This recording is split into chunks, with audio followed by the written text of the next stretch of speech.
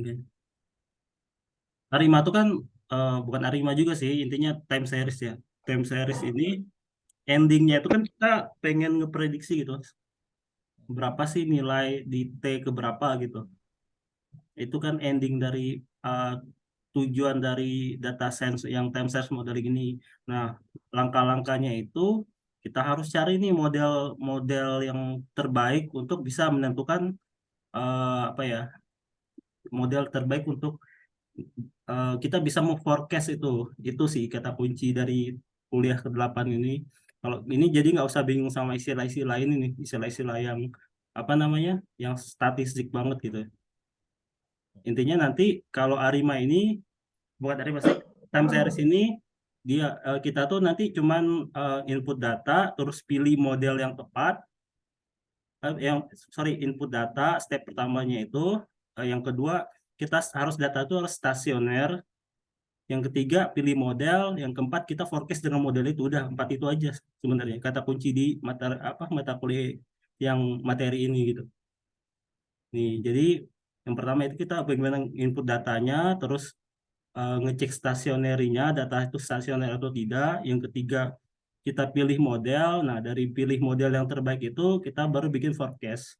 Modelnya macam-macam tadi. Ada ARIMA, ada AR, ada MA-nya saja, atau ada ARMA. Itu nanti kita coba apa, bahas di langsung ke SPS ke FUS-nya gitu.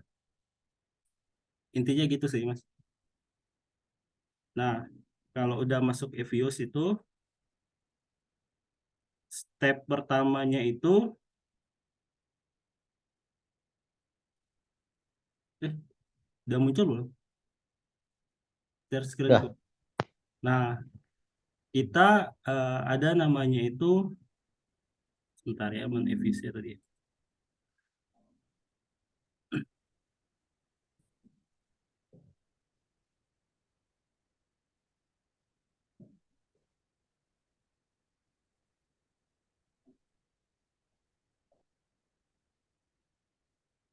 Oke. Nah, kita kan dikasih data nih sama si Bapak GDP ini nih, saya kasih data GDP dari tahun sekian sampai tahun sekian.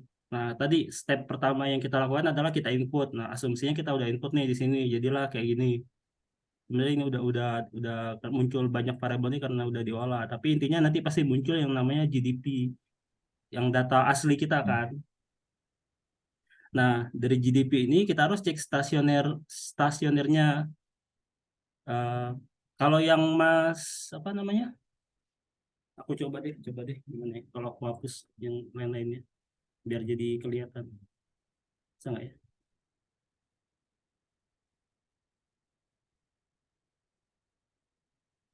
Harus itu nggak ada, nggak bisa. Ya udah, di GDP ini kita harus cek stasionernya gitu. Nah, cara cek stasionernya itu pakai di komen di bawah nih. GDP. Kayak masukin ini ya. Data Iya, coding jatuhnya ya bahasanya. nggak coding juga sih, ini kayak rumus Enggak sih Excel, ya. tapi dalam kayak rumus di Excel gitu, tapi ini dalam bentuknya di FUS gitu. Oh, GDP oke oke. dikurang GDP minus satu. Loh, kok nggak bisa ya? Bentar. GDP, bentar. Karena aku hapus-hapus banyak tadi.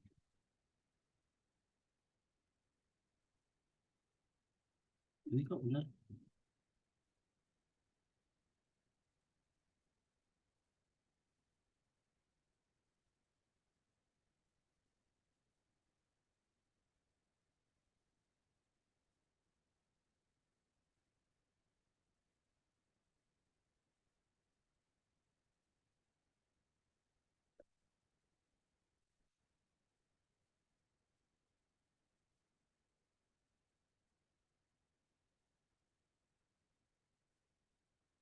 Tar, Mas.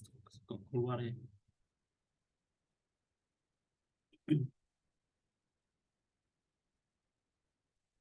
Ini aku hapus ya di GDP-nya. Nah, tadi apa namanya? Di Visioner. GDP Ya, stasioner. Kita bentuk dulu stasionernya di GDP sama dengan GDP kurang GDP minus satu kali minus satu gitu. Kita enter. Loh, di Mas ini bisa nggak? Coba saya tes. Di GDP.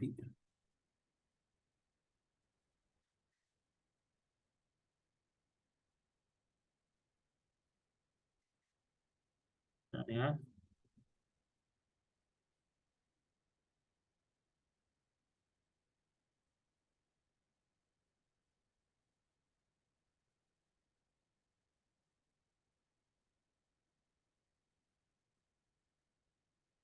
Kalau kita coba input reviews, datanya bisa diekspor nggak sih GDP ini? Kita dari awal gitu. Harusnya sih bisa, Mas. Kita coba ya. Ini saya coba nih pakai data yang X. Ekspor ke Excel gitu. Yang si data Hmm. data yang ini GDP itu. Jadi kita bisa dari step awal. Oke. Data yang- Coba GDP ini.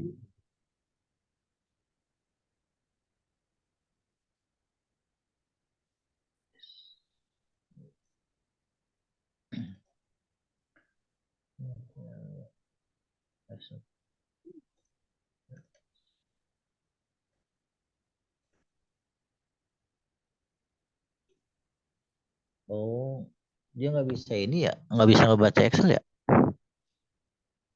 Pilihan. Ini. Ini ya. Oh, Bisa kok. Oh gitu ya bentuknya. jadi data BD. File ekspor. Apa bisa diekspor ya?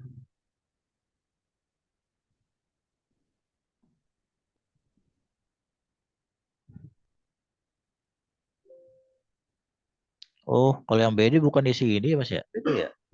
Apa? Kalau yang file Excel BYD yang dari Mas itu bukan yang ini ya? Beda ya? Bukan yang GDP ya itu ya isinya, ya? GDP. Dia kalau saya buka Excel kok error. No. Coba. GDP paling atas 2872.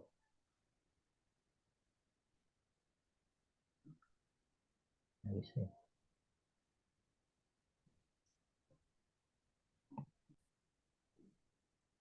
Terus Ya, ya 4 ke 1 ini adalah tempat time machine kita masih input datanya tuh. Hmm. ada T-nya juga ada X-nya. Nilai dari 4 kan tentunya Loh, kok tiba-tiba harus kesini? ada alasannya. Biasanya labor hour, konsep dia konsep ekonomi, konsep bisnis, konsep akuntansi, termasuk untuk menebak rate hal ini dia punya. Jadi waktu saya dijelaskan oleh Yita untuk mengenalkan konsep autoregresif, moving average, itu tidak ada. Kalau diklik 2 kali isinya NA ya? Iya. Iya. Nah, kita coba ambil data dari sini, kopas. Anggapnya kan data Excel itu bisa kita kopas sebenarnya. Hmm.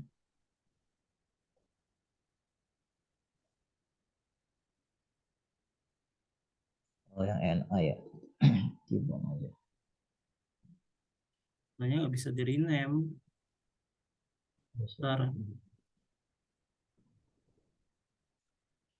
Intinya sebenarnya ada dua mas cara cara ngecek stasioner. Jadi stasioner itu kan datanya itu stasioner itu di tingkat apa ya? Ini kan kalau kita ngecek di menu view, parallelogram, nah ada kan ada tingkat level, first difference sama second difference. Jadi cara lain untuk selain yang pakai ini sebenarnya kita ngeceknya itu di tingkat levelnya itu. Nah ini nih, udah kebuka belum Mas? Di menu view, parallelogram, pilih yang level. Nah, kalau dia di luar garis-garis ini berarti apa ya? Apalagi ini nih, yang banyak kayak di luar batas-batasnya itu loh. Seharusnya itu kan di bawah batas-batas ini nih, bawah garis-garis ini. Nah, berarti kesimpulannya tuh data mentahnya itu atau data di tingkat levelnya itu dia belum stasioner. Yang garis yang mana Mas? Yang ini, yang Ini yang banyak kedua lebih-lebih ini. batasnya kan ini nih. Ah, Yang kelihatan di sini. Batasnya itu istilahnya yang segini doang batasnya. Nah, tapi kan mm. banyak-banyak file yang apa? Oh, iya iya. Ya, atau kata Bapak itu kita bisa dari grafnya. Jadi kalau mau kalau dia bentuk grafiknya eksponensial ini bisa jadi ini indikasi dia tidak stasioner di tingkat level. Ini kan data Biasanya. mentah kan dari Mm. data GDP-nya. Nah, caranya ada dua. Pertama, kita colegram terus pilih first difference. Nah, seperti ini. Atau pakai ini, pakai yang tadi kayak rumus Bapak. Jadi ketika kita ngeklik di GDP sama dengan GDP minus GDP kali minus satu, itu akan muncul worksheet GDP, di GDP. Dan ini tuh hasilnya sama dengan yang tadi kita eh, coba ya, ini view parallelogram level. Nah, jadi ini untuk nguji gitu dengan cara cara si Bapak dengan cara yang base yang common, tapi mending ngikutin cara Bapak. Nah, ini hasilnya sama kan? Jadi ya, jadi jadi gini, berarti aku ulangin lagi ya. Jadi caranya itu kalau yang cara Bapak itu untuk bentuk apa menstasionerkan dia itu pakai rumus kita ngebentuk worksheet baru. Caranya kita klik di command di GDP sama dengan GDP kurang GDP minus satu. Nah, nanti muncullah namanya DGDP. DGDP itu D itu artinya difference. Artinya dia sudah distasionarisasikan di tingkat pertama. Nah, cara ngeceknya itu ya kita buka file hasil ini kan bentuknya ini kan ya. Benar nggak Mas, bentuknya? Iya, Nah, ini tuh kita cek grafiknya.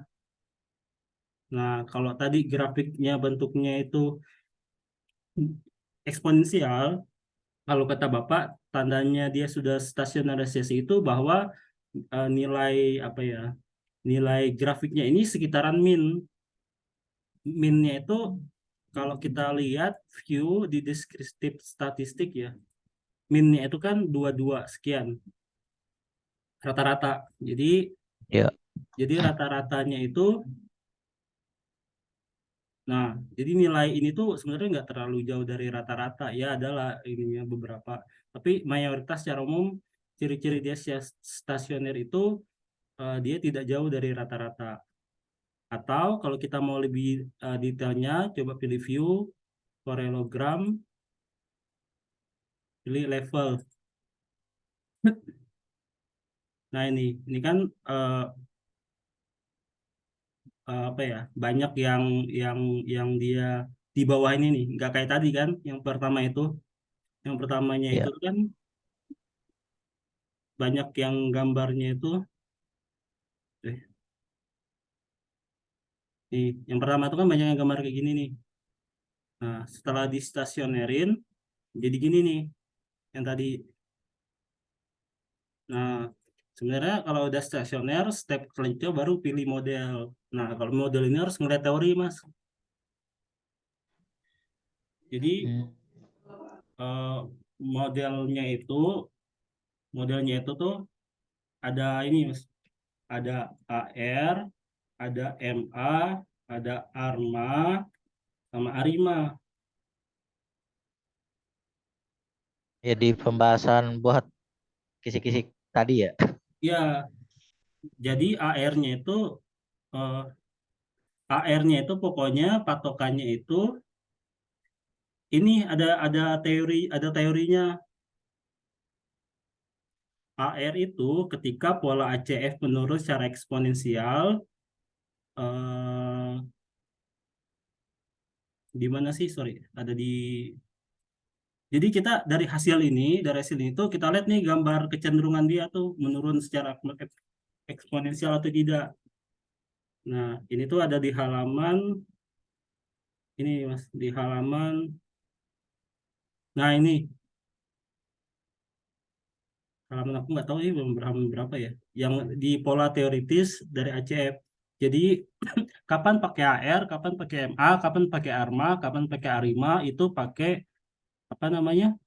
Pakai pendekatan teoritis kalau Bapak. Nah, kita lihat nih model AR itu ketika pola ACF menurun secara eksponensial atau mengecil mengikuti gelombang sinus dan nilai yang signifikan sepanjang leg. Jadi ACF-nya tuh ini nih. Mana ya? AR, ARMA, show AR, ACF tuh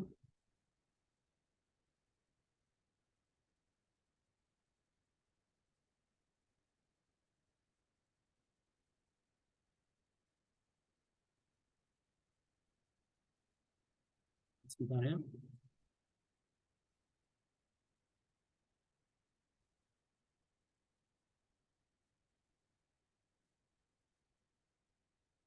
ACF, ACF,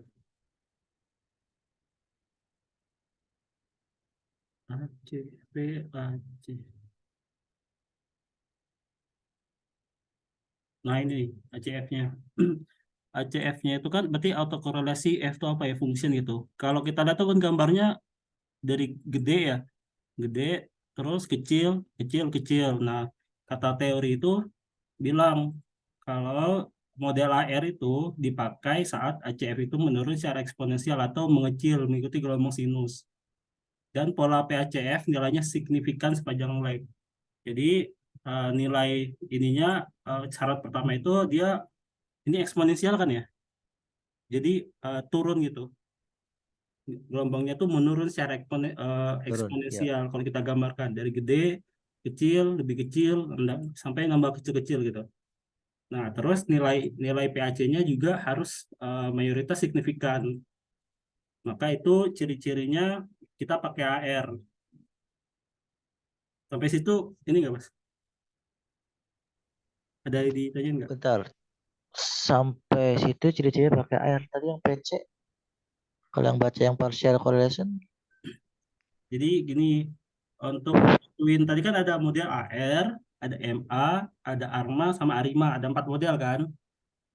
Nah, mm, dari 4 model itu, 3 modelnya itu bisa kita bentuk dari pola teoritis.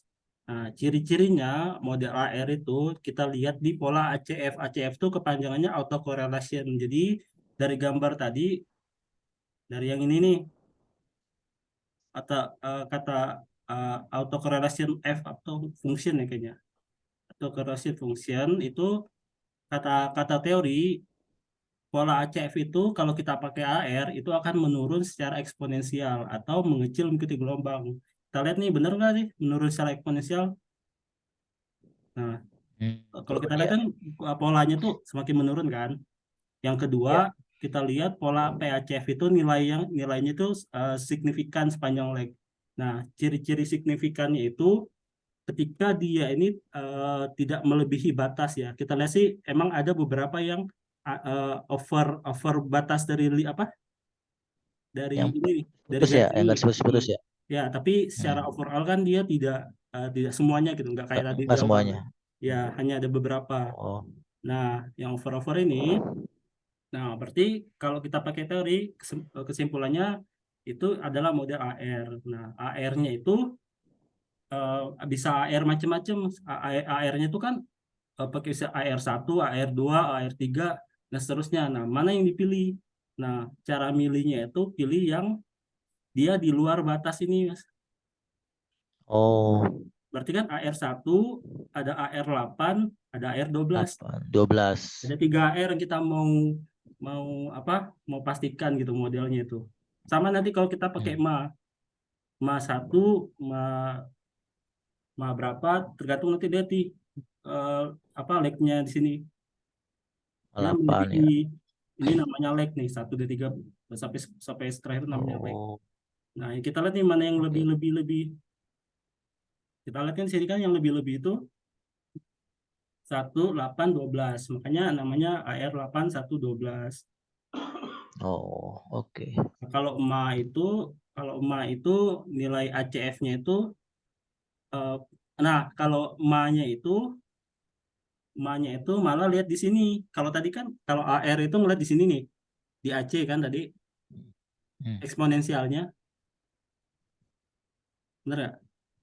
Ya, Nah, jadi kan tadi kata teori kalau model AR itu lihat di AC, ya, F-nya abaikan aja. Dia eksponensial. Tapi kalau emak itu eh, apa?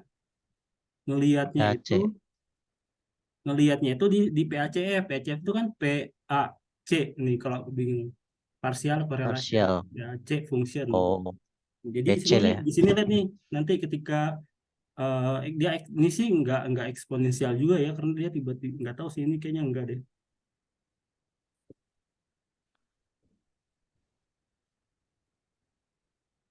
Tapi kita pakai yang AR dulu. Nanti ketika AR-nya berhasil, ya kata-kata Bapak nggak usah pikir model lain gitu.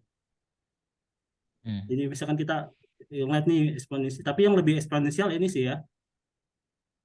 Kalau ini kan kayak tiba-tiba hilang gitu